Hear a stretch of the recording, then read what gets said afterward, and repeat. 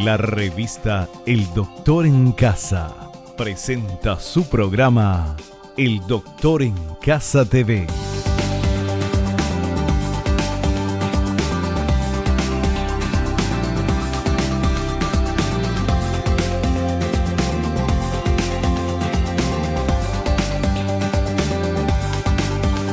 Con la conducción de Vivi Landó.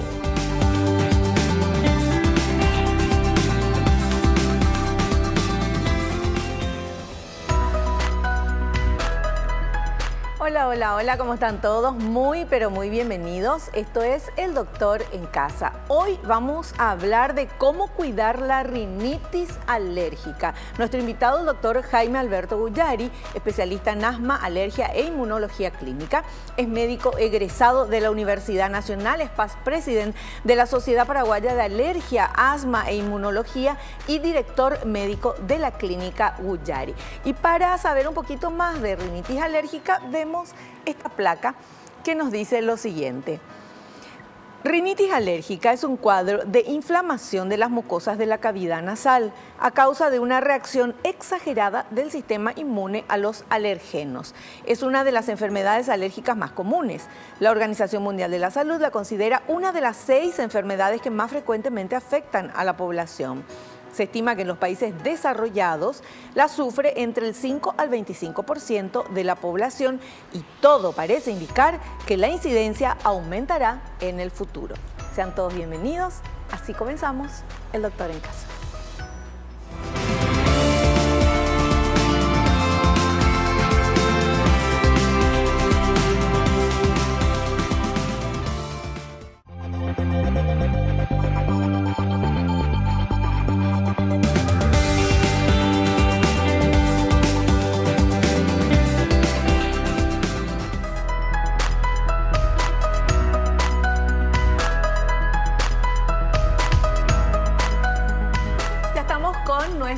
De hoy el doctor Jaime Alberto Guyari, especialista en asma, alergia e inmunología clínica, médico egresado de la UNAPAS, presidente de la Sociedad Paraguaya de Alergia, Asma e Inmunología y es director médico de la Clínica Guyari. Además es amigo de la casa.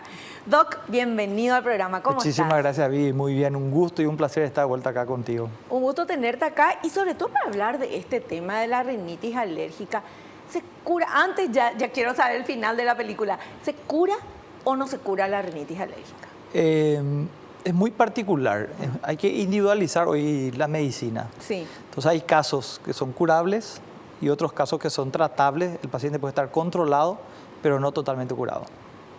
¿En qué difiere? ¿Cómo yo sé si tengo rinitis alérgica, si mi rinitis se va a curar o se va a tratar?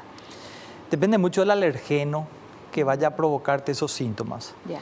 En el caso, por ejemplo, que sea un único alergeno, el epitelio del gato, entonces uno evitando el contacto directo con el gato va a ir obteniendo la cura progresiva y van a andar claro, bien sin ningún tipo de tratamiento. O sea, si el gato es lo que te da la alergia, ¿verdad? Sí, puntualmente el gato es lo que te da la alergia, sí. Exacto. Ahora, en el caso del ácaro, del polvo estacionado, son alergenos que el paciente no tiene mucha opción de evitarlo completamente. Claro, porque hay por todos lados. Está por todos lados. Entonces, en esos casos controlamos la rinitis, hacemos que el paciente pase bien, inclusive a veces sin medicamentos, pero si él se expone a niveles elevados de polvo y ácaro, probablemente reinicie sus síntomas. Claro, o sea, si por ahí trabaja en una biblioteca, en un archivo, donde hay muchos papeles, poder judicial, qué sé yo, no sé, en esos lugares así, mismo, en eso ¿verdad? Son factores de riesgo hoy claro. Para generar justamente rinitis. Bueno, pero hay cosas que no se pueden evitar, pero el tratamiento es así, tipo con medicamentos o ¿cómo es? No, básicamente hay 3 pilares en el tratamiento alérgico en general. El primero es evitar la causa. Sí. Y para evitar la causa uno tiene que saber qué es lo que le causa la alergia. Claro. Ahí la importancia de un buen diagnóstico. Teniendo ese diagnóstico, el paciente puede tener conciencia de las características del alergeno que le causa la alergia. Si es un polen, es muy diferente a que sea un ácaro o el epitelio de un animal.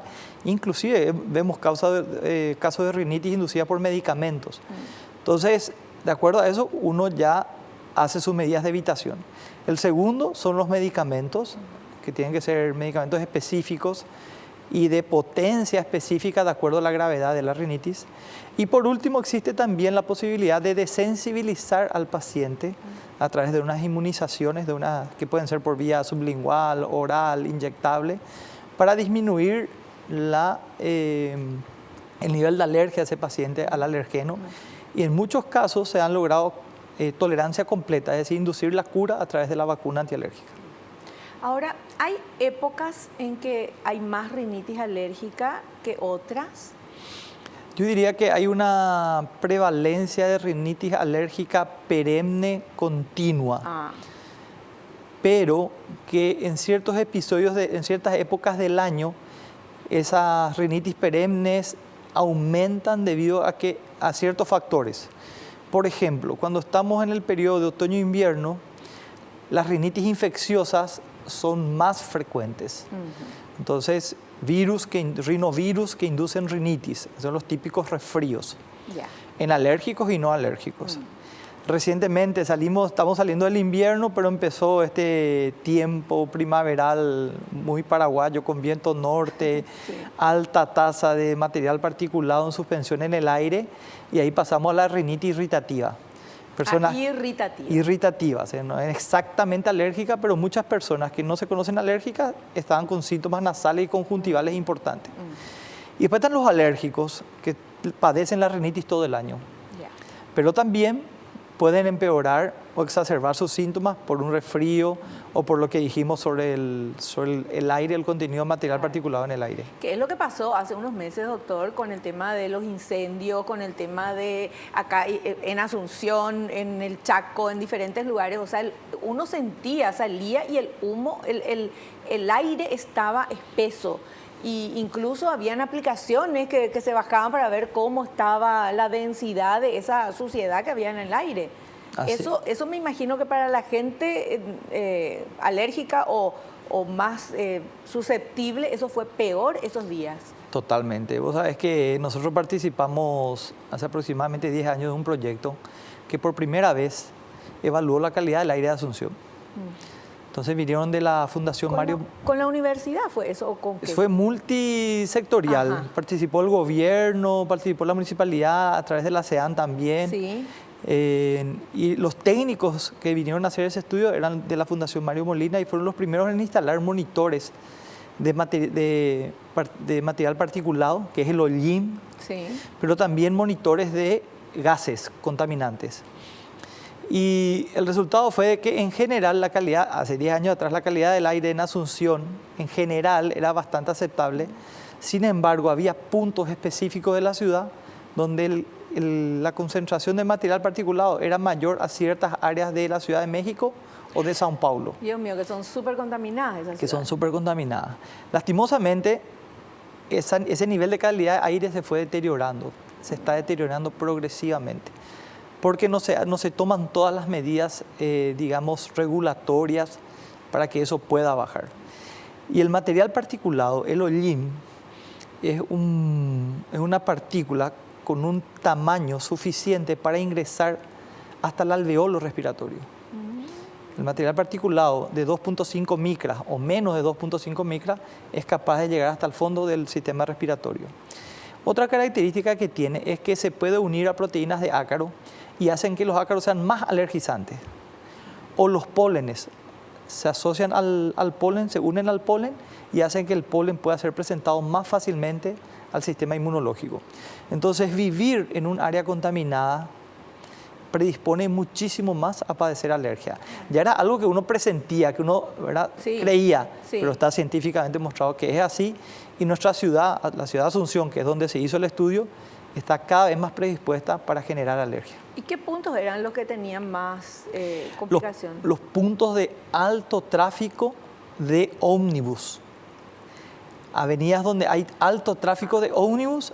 Cerro Corá, esas calles así. Cerro Corá, microcentro en general, Eusebio Ayala, etc. Vivir encima de esas avenidas es un factor de riesgo para padecer problemas respiratorios. O trabajar ahí. O trabajar ahí, exactamente, así mismo. Ya. Bueno, el aire se está contaminando cada vez más en el mundo entero, por eso que hay tantas campañas sobre la importancia de plantar árboles, porque las plantas son las que van a hacer tipo un filtro, son el filtro del aire. Pero también seguimos contaminando. Vamos a hablar de Paraguay. El tema de la quema de basura, por ejemplo, doctor. Eso parece que no hay caso de entender. Y es, digamos, como que, entre comillas, una tradición de la época, de la famosa rosada que se hace en el campo y que se quema el pastizal para que supuestamente haya un recambio y vuelva con más fuerza el pasto verde. Y lo de la basura es inentendible, ¿verdad? Es una cosa que forma parte de nuestra idiosincrasia. Sí, así mismo, con N. Con N, sí. Bueno, pero que afecta terriblemente. La lectura de esos materiales, de esos monitores de material particulado en todas las áreas de Asunción se dispararon con la quemazón de árboles, principalmente en el Chaco, y con el viento norte llegaban hasta Asunción. Sí. No, fue terrible, fue realmente terrible. En Areguá, en el Bañado Norte que quemaron también, o sea, parece que se pusieron todos de acuerdo. En una semana tuvimos muchos incendios. Sí, uno miraba, ¿verdad? Y miraba en la prensa y digo, bueno, ¿qué es lo que tanto? Digamos, pero después empezaron a llegar los pacientes. Después uno ahí se da cuenta realmente, o sea, hay un impacto que es inmediato. Bueno, ¿qué tenemos que hacer para evitar eso? Tenemos que salir con tapabocas. Hay tapabocas especiales porque en esa época preguntábamos y nos decían, no es cualquier tapabocas, es uno, no sé, que tenía un número, que tiene una cosita otra vez ahí, ¿verdad? Claro, son tapabocas profesionales que tienen un sistema de filtro de manera a no generar primero esa sensación de claustrofobia que uno siente cuando está todo el día con el tapaboca, pero por otro lado también son filtros específicos justamente que tienen un tamaño menor a 2.5 micras, entonces puede filtrar ese tamaño de partículas. Claro. Entonces, si el filtro es cualquiera, las partículas menores de 2.5 micras igual penetran. En la casa de un paciente que tiene rinitis alérgica, ¿cuál es la recomendación así casera? ¿Hay que abrir las ventanas? ¿Hay que airear? ¿Hay que cerrar para que no entre lo de afuera? ¿Qué hay que hacer? Bueno, de vuelta es muy particular según el caso de cada paciente. Por ejemplo, hemos visto casos de personas adultas mayores que ambos, el matrimonio ya vivía prácticamente solo, pero vivían en una casa muy vieja y húmeda y empezaron a volverse alérgicos por las esporas de hongo dentro de la casa.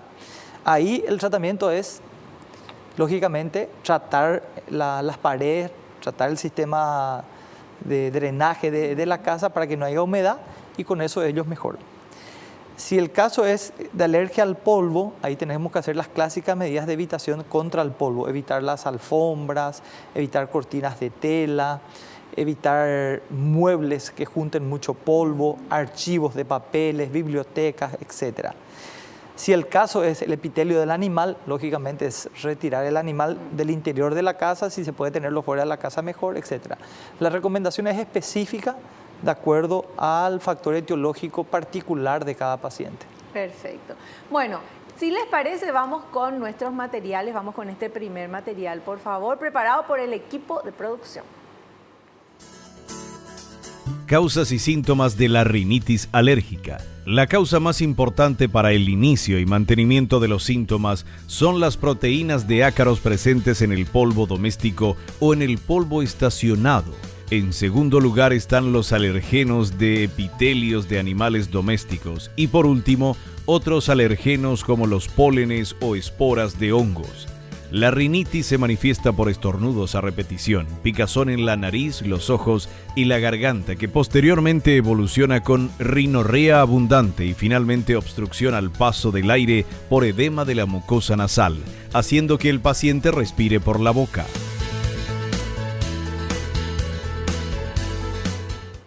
Es así.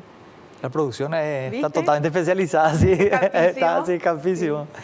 Bueno, tal cual. ¿Y si respira por la boca, también no, es lo natural respirar por la boca? Hace mal también ahí a la garganta y todo, ¿verdad? Por supuesto. La nariz tiene como función básica preparar el aire para que entre bien condicionado al interior de los bronquios. Entonces la nariz humidifica, aumenta la temperatura del aire, turbina el aire, ¿verdad? Y si eso no está funcionando, el aire va a entrar en un flujo laminar, va a entrar seco, va a entrar frío, y esos son todos factores que generan broncoespasmo, irritación, dolor, etc. Entonces es muy frecuente que un paciente con rinitis alérgica tenga broncoespasmo, tenga dolor de garganta, tenga otros síntomas fuera de la nariz, pero por causa de esa respiración bucal. Perfecto. Bueno, doctor, hacemos un pequeño corte, la musiquita nos indica que llegó el momento del corte y volvemos ya.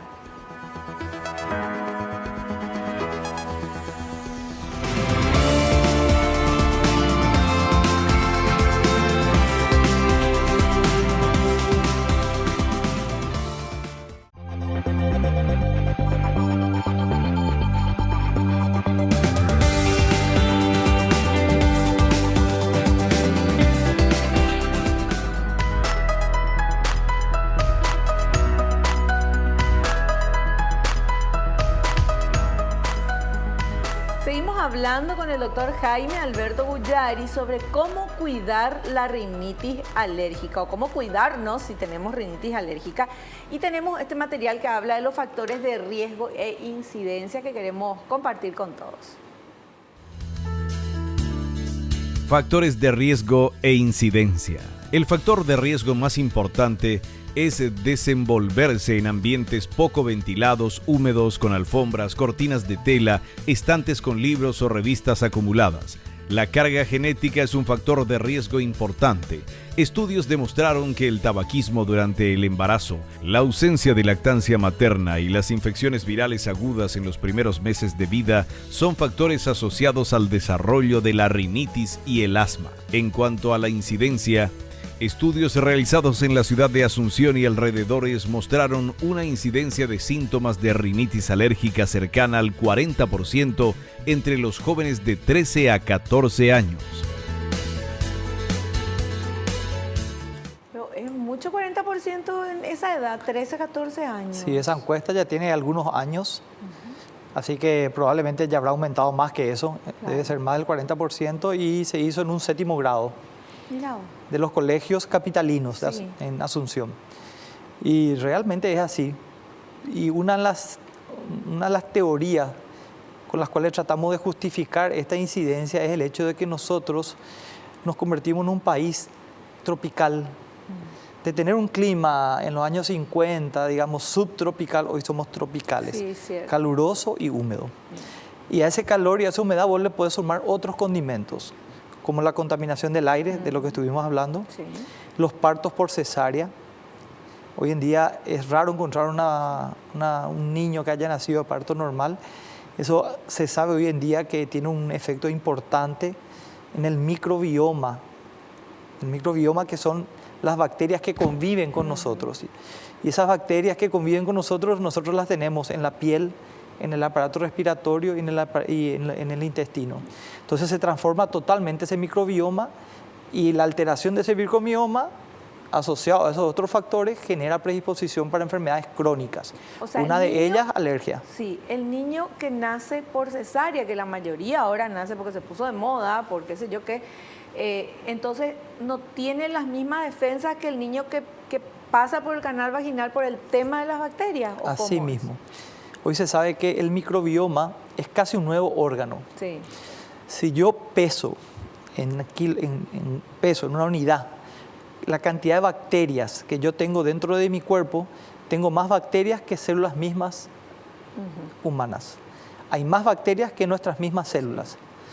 Entonces, Pero está bien eso, no está mal, porque viste que nosotros pensamos antes, bacterias y gérmenes, todo había que eliminar. No, nosotros somos bacterias, llenos de bacterias, estamos bien, ¿verdad? Equilibradas. Es así mismo. Jugamos un juego de equilibrio junto a esas bacterias buenas, Sí. por llamarlo de una manera. Y se sabe también de que esas bacterias conversan normalmente con nuestro sistema inmunológico. Y cuando viene un desbalance de esas bacterias, nuestro sistema inmunológico tiende, por ejemplo, a reaccionar contra nosotros mismos, que es uno de los problemas inmunológicos de enfermedades autoinmunes. Claro. O reacciones inmunológicas exageradas, como las alergias. Entonces hay una asociación muy importante entre el microbioma sano y la salud. o un microbioma alterado y el inicio y la permanencia de enfermedades inflamatorias.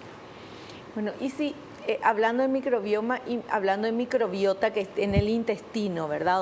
Donde que es el segundo cerebro, que eso ya aprendimos también acá con el doctor en casa.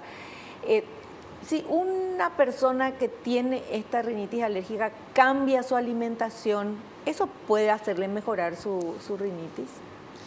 No le va a afectar la rinitis porque él tiene una vía de sensibilización diferente a la intestinal. Ajá.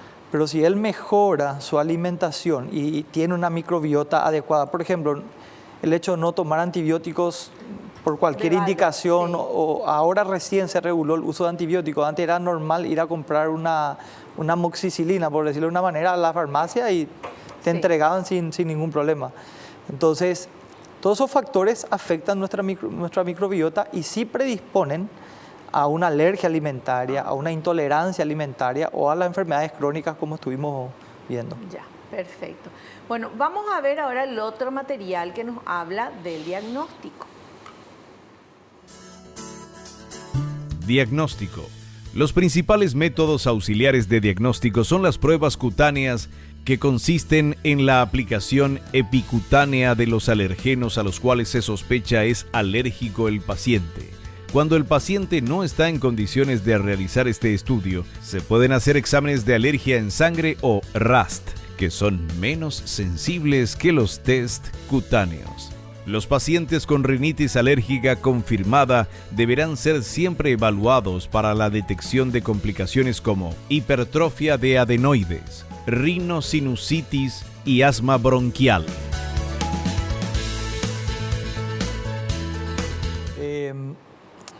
Hay una tendencia a la automatización y a la robotización. Eso en medicina no funciona. El médico tiene que aprender a verle a su paciente, a escucharle al paciente, a conversar con el paciente, a examinarle al paciente. Evidentemente que la tecnología es una herramienta indispensable, súper importante, pero que tiene que ser utilizada adecuadamente. Y tiene que ser utilizada en base a lo que el paciente refiere, que es su queja.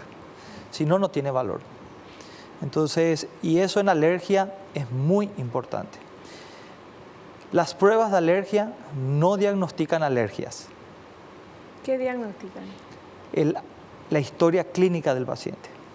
¿Cómo es eso, doctor? Explícanos. Entonces, por ejemplo, viene un paciente y dice, doctor, me salió que yo tengo alergia a la leche. Pero yo tomo leche y no me hace nada. Entonces, él está sensibilizado a la leche, pero clínicamente no tiene alergia a la leche. Y eso es muy importante de entender hoy en día, porque estamos acostumbrados a googlear, ¿verdad? Y a querer satisfacer nuestra curiosidad, y hoy en día a través del teléfono podemos acceder a toda la información, ¿verdad? Pero es muy diferente cuando una persona o un profesional empieza a realmente conversar contigo sobre temas particulares, como por ejemplo esto, ¿verdad? Las pruebas de alergia no diagnostican alergias. Es la historia clínica del paciente con una queja específica que se confirma a través de una prueba de alergia, que puede ser, como dice ahí el material, tanto por pruebas cutáneas, tanto por pruebas serológicas como el RAS, y hoy en día tenemos inclusive los estudios moleculares de detección de alergia, que son cada vez más importantes. ¿Cómo es eso? Por ejemplo, si hoy yo te digo, sos alérgica a la leche, yo te tengo que descifrar proteína por proteína cuáles son las proteínas de la leche que te causan la alergia. Y eso tiene un valor inclusive pronóstico. Si vos estás sensibilizado a la alfa-lactoalbúmina, que es una de las proteínas de la leche, tu chance de cura con una dieta de 6 meses a 1 año es altísima. Pero si vos estás sensibilizado a la caseína, que es otra fracción proteica de la leche, las chances de cura solo con dieta son casi imposibles. ¿Por qué esa diferencia? Y porque las proteínas tienen comportamientos diferentes, son cosas diferentes. Entonces probablemente vos vas a tener que ser desensibilizado, hay que inducirte una tolerancia, hacerte un tratamiento específico para que puedas tolerar la caseína. Lo mismo sucede con el maní. Existen proteínas del maní, dentro del maní, que causan reacciones leves y otras sensibilizaciones por proteínas del maní que pueden causarte la muerte solo por inhalar proteínas de maní. Qué increíble, qué Entonces, increíble. hoy, Todo es, uno piensa, ay, tengo alergia tanto, me voy al médico, ahí ya que me pongo una inyeccioncita y ya me curo. No es así. Exacto. Tiene que hacer todo un estudio. Y eso hay que hacerlo en forma individualizada. Eso me gustó. Y la robotización, sí, la automatización no es individual, eso es genérico, ¿verdad? Claro. Entonces, no se tratan enfermedades, se tratan enfermos. Claro. Hay que individualizar para cada paciente. Cada paciente es un mundo y cada uno viene con sus cosas y ahí también depende de dónde vive, con quién. Totalmente. El estrés también, qué momento en su vida está bien, tranquilo, feliz o está pasando un momento difícil. Eso también, ¿verdad, doctor? Muchísimo. Hoy conocemos que eso se denomina cofactor. Entonces, por ejemplo, el periodo menstrual en las mujeres, el estrés, ciertos cuadros virales pueden actuar como cofactor y empujar una reacción alérgica. Entonces vos tomás un medicamento y tenés un cofactor asociado y podés tener alergia. Otro día tomás el mismo medicamento, pero no estás estresado, no estás con ninguno de esos cofactores y tolerás el medicamento. Entonces, y esos cofactores son muy específicos de cada persona. Claro, influyen muchísimo. Bueno, vamos a ver ahora este otro material que habla de opciones de tratamiento.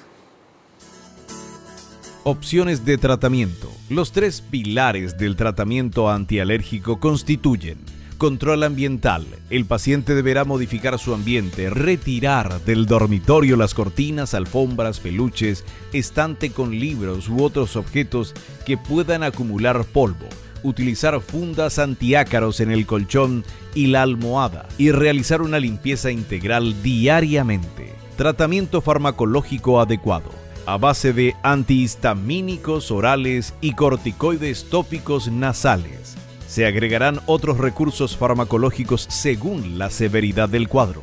Inmunoterapia alergeno específica o inyecciones para la alergia. Actualmente también es posible realizarla en forma sublingual. Y es tal cual como nos mostró el material. Tiene que estar atento al nivel de inflamación con el cual el paciente ha llegado hasta el consultorio. No hay un estándar de tratamiento único para todos los pacientes. Ya. Entonces, por ejemplo, un paciente que está con rinitis alérgica, yo le hice el diagnóstico, ok, él tiene que ir a inmunoterapia, pero resulta que tiene un desvío de tabique terrible. Entonces, es recomendable que él primero pase por una cirugía, tenga una corrección de ese tabique y en un segundo momento, en un segundo tiempo, corrija lo de la alergia. Entonces, individualizando a cada paciente y sus probables complicaciones, nosotros podemos elegir el mejor momento para hacerse el tratamiento antialérgico, de manera que le sea más eficaz. Entonces, hemos visto casos, por ejemplo, y me dice, doctor, a mí la vacuna no me funciona.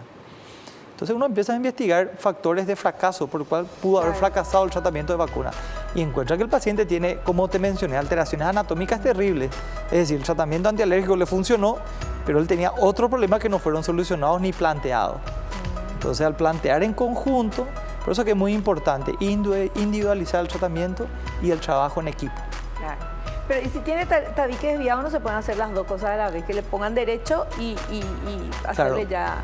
Entonces, si el desvío es muy leve, él podría hacer como vos decís, pero si el desvío es muy severo, ¿verdad? Hay que corregir primero eso en un primer momento y al terminar eso continúa con su tratamiento antialérgico. Perfecto. Bueno, seguimos informando, dicen los del noticiero. Nosotros nos vamos a un corte, volvemos enseguida y nos seguimos informando con nuestro invitado.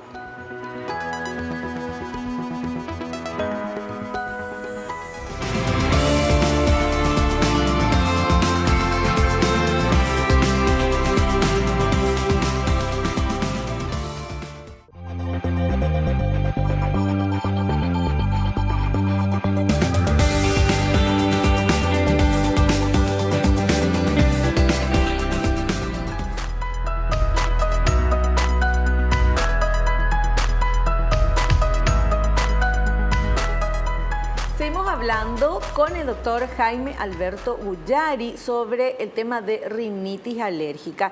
Y tenemos un material que habla de inyecciones contra la alergia. Vamos a ver y después el doctor nos explica. Inyecciones contra la alergia. Hay circunstancias en las que el alergeno es fácilmente evitable. En estos casos, el paciente mejora rápidamente sin necesidad de otros tratamientos. Sin embargo, cuando el alergeno es muy difícil de evitar o el paciente no consigue modificar el ambiente en que se desenvuelve, se opta por la inmunización con el mismo alergeno responsable de los síntomas. A esto se denomina inmunoterapia. Es así, y la inmunoterapia constituye un tipo de tratamiento inmunológico que tiende a aumentar la tolerancia del paciente al alergeno al cual se sensibilizó y que es responsable por sus síntomas. Es el único tratamiento capaz de modificar el curso natural de la enfermedad alérgica. Entonces, por ejemplo, los medicamentos alivian y te mantienen aliviado, pero los suspendes y volvés al mismo punto de inflamación. En cambio, la inmunoterapia tiende a que vuelvas a tolerar el contacto con el alergeno. Entonces, por un lado. Y por otro lado, previene nuevas sensibilizaciones. Si vos no te tratás adecuadamente la alergia, estás muy predispuesto a ir ganando nuevas alergias. Un paciente que empezó como alérgico al perro y decidió no tratarse y continuaba con el perro en la casa, después se sensibiliza al polen, al hongo, al ácaro. Entonces a eso denominamos polisensibilización. Son pacientes que no tienen muchas opciones, porque no se les puede estar vacunando para todo. En cambio están los otros que son los monosensibilizados, pacientes que están sensibilizados a un tipo único de alergeno, y utilizamos, como dijo el material, la misma proteína que le genera la alergia y le empezamos a inyectar o a dar en forma sublingual en dosis cada vez mayores, hasta alcanzar el alergeno puro. Cuando el paciente recibe el alergeno puro y no tiene síntomas, empieza la fase de manutención, que es recordarle al sistema inmunológico de ese paciente con una dosis quincenal o mensual de que no reaccione contra el alergeno. Hay criterios para darle de alta a ese paciente. Si el paciente pasa más de 6 meses sin síntomas, sin necesidad de medicamentos, uno puede asumir que se curó, que obtuvo la tolerancia. Claro. Esa tolerancia se puede ir perdiendo otra vez con el tiempo. Y se calcula que más o menos son por 3 la cantidad de años que él hizo de inmunoterapia. Vamos a suponer que hizo 3 años de inmunoterapia. Multiplicado por 3 son 9 años. Él va a andar tolerante 9 años. Y después va a tener que volver a hacer inmunoterapia. Y después él tiene 50% de chance de volver a presentar síntomas por ese alergeno o 50% de nunca volver a tener síntomas. ¿De qué depende? Depende cuál sea el ambiente donde él se desenvuelva. Si él continúa en un ambiente que le es muy hostil, probablemente vuelva a recaer en su alergia. O si él ya vive o se desenvuelve en un ambiente que es antialérgico o evitando ese alergeno, entonces probablemente no vuelva a desencadenar. Fantástico. Bueno, y tenemos el último material que habla de las medidas de prevención. Vamos a ver. Medidas de prevención. Los cuidados se inician desde la gestación. La embarazada debe evitar el tabaquismo. En los primeros meses de vida, la lactancia materna exclusiva es un factor de protección. El dormitorio del niño debe ser adecuado a las medidas antialérgicas, sobre todo cuando existen antecedentes de alergia en la familia. En la adolescencia, la práctica de deportes al aire libre constituye una medida de prevención y tratamiento. En los adultos, los cuidados en los dormitorios y ambientes de trabajo son las principales medidas de prevención. La recomendación fundamental es estar atentos a los síntomas. La consulta temprana con el especialista evitará que empeoren los síntomas o se presenten complicaciones. Al inicio del programa vos te referiste a algo que es importante, tenemos que ser agradecidos. Y una de las cosas con las cuales hay que ser más agradecidos es con la salud. Ay, sí, Dios, sí. Y siempre papá tiene un concepto de enfermedad. Él dice, enfermedad es conciencia de que el órgano funciona. Porque normalmente andamos por la calle totalmente, ¿verdad? No pensamos que todo está funcionando. Correctamente, pero un día se nos trancó la nariz, Sí. un día no respiramos, un día nos falta el aire y bueno, ahí nos damos cuenta realmente que había sido que eso funcionaba espontáneamente y ya no, ¿verdad? Entonces tenemos que ser agradecidos con la salud. La mayoría de las recomendaciones que presentó acá el material son así tal cual, pero increíblemente, o sea, uno puede entender cómo decirle a una embarazada no fumes o tratar de convencerla a una embarazada. Parece algo que es tan lógico, ¿verdad? Pero no es. Cuando Es uno, un vicio. Es algo que realmente uno tiene que estar trabajando. Y así en cada uno de los aspectos que mencionó. Claro. Tenemos que soltarle a nuestros hijos, sacarle al aire libre. Hoy en día jugar al aire libre es un lujo, Sí.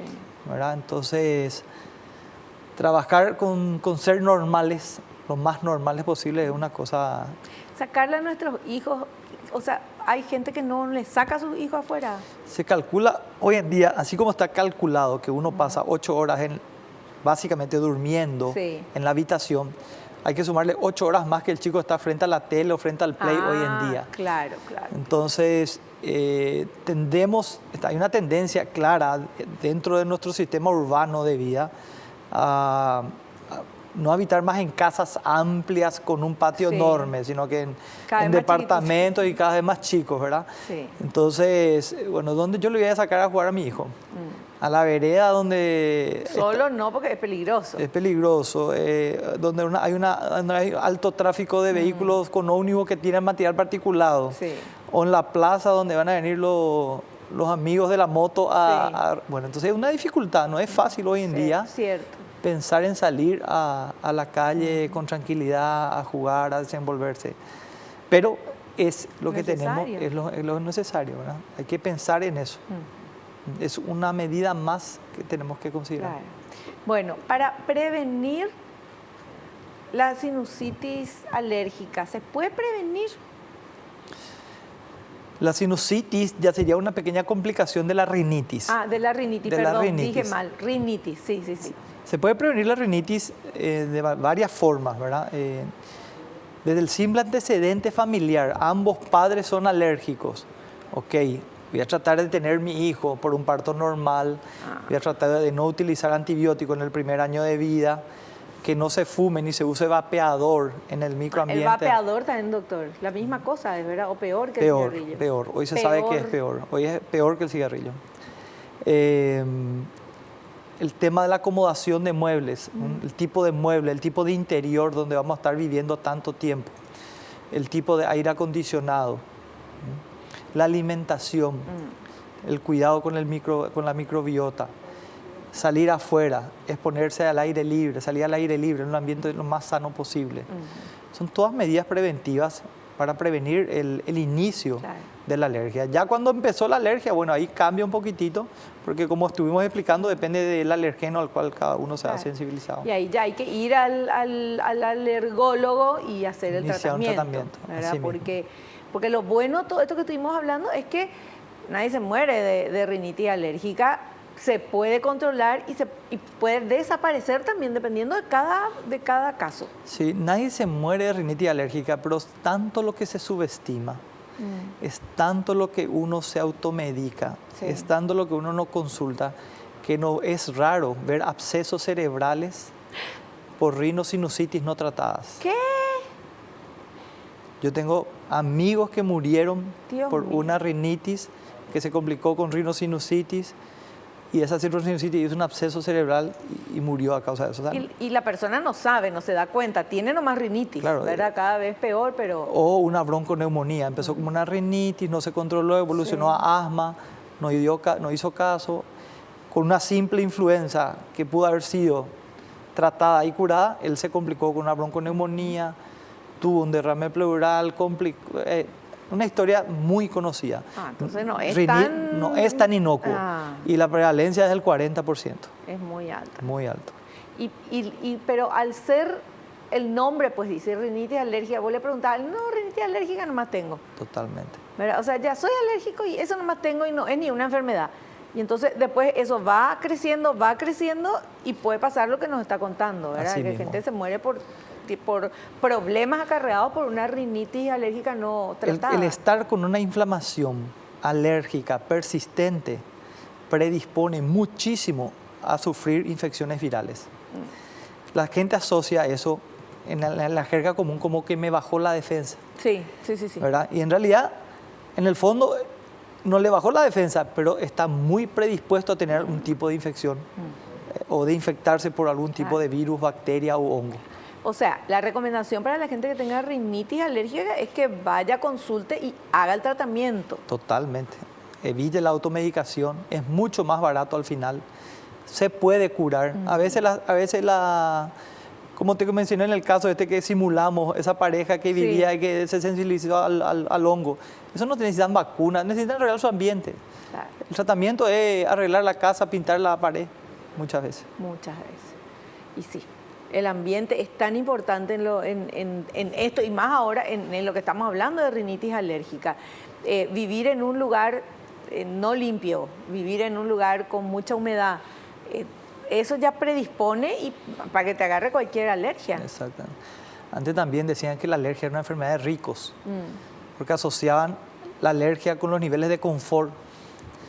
Pero si vos vivís en un ambiente donde no tenés piso, sino está lecherado, es un piso que junta polvo, Sí. no tenés paredes pintadas, tenés un colchón viejo lleno de polvo. Es decir, el pobre, el rico, cualquiera está expuesto a la alergia. Perfecto. Bueno, doctor, vamos a hacer un pequeño corte. A la vuelta vamos a estar con las consultas que la gente quiere hacerle a través de nuestras redes sociales.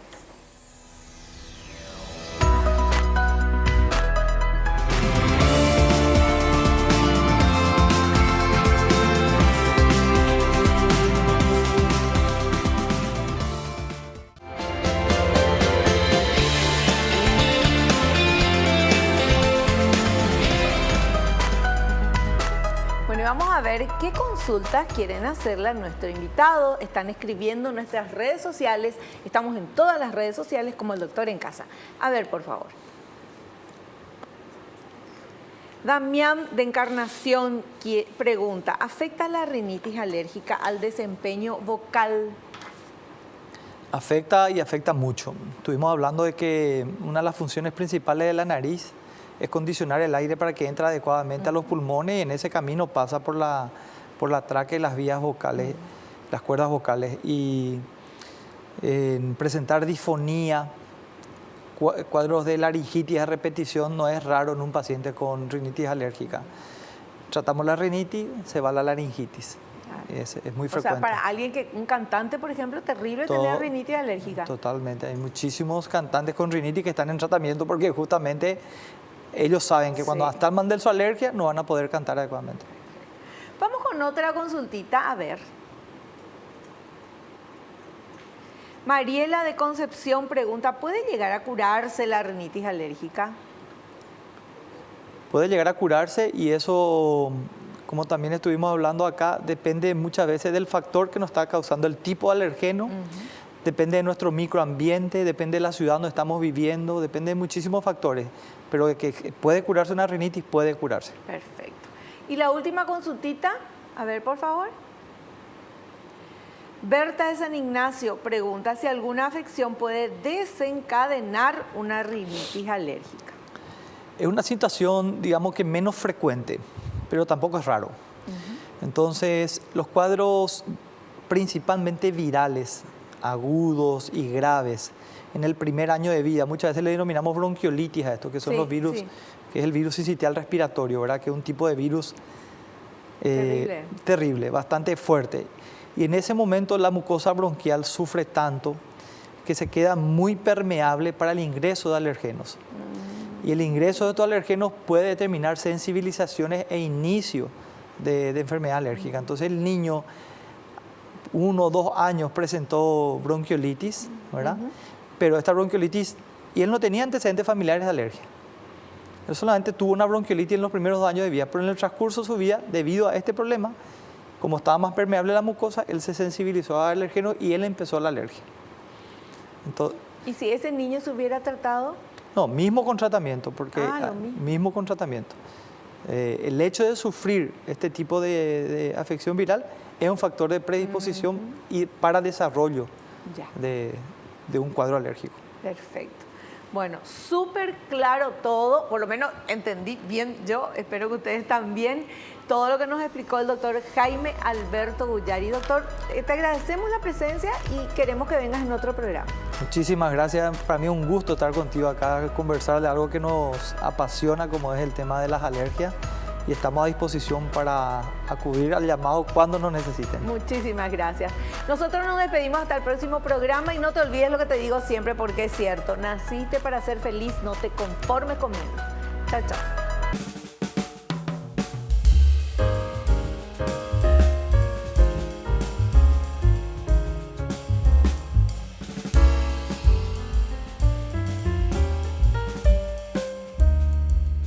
El Doctor en Casa presentó a Vivi Landó en el programa El Doctor en Casa TV. Fue una realización de Alicante.